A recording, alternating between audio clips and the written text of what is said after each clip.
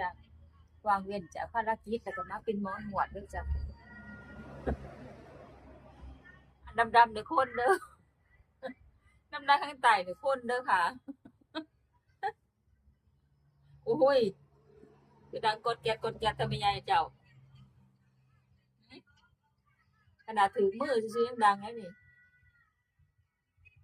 คันถือตีนสิส่ำใดนี่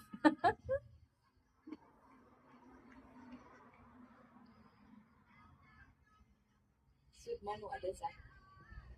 สุดหมอนวด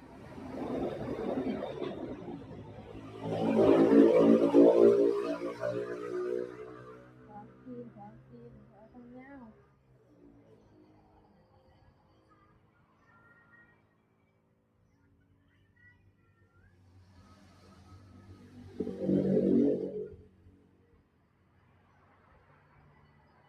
ประจำไว้น้ำชู่เหยียบแน่นๆลงประจำไว้ โอ้ยอย่าเฝ้าหยัดว่าบ่ต้องยันเหยียบลงเนิบๆนิ่มๆนั่นบ่ละตายแล้วบ่ผู้พานยัน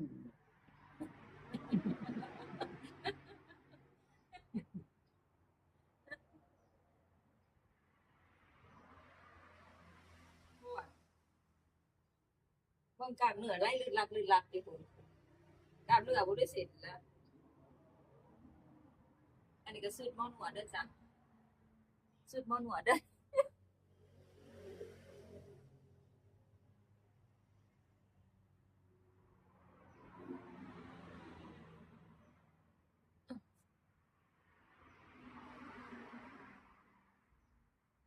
สุดหมอนวดเด้อทั้งศอกทั้งเข่าเนาะทั้งศอกทั้งเข่าทั้งอันนั้นคักอีหลี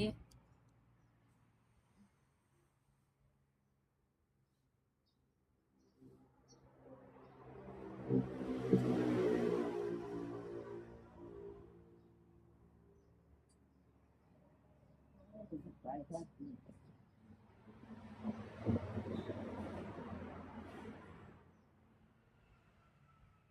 ได้ค่าตีนค่ามือบ่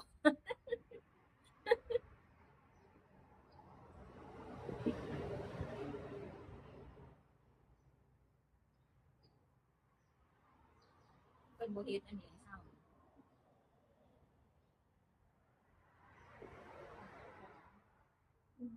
มีเพิ่นถึงว่าเฮ็ดแก้ผู้ชายว่าเป็นพันหัวมาให้หือ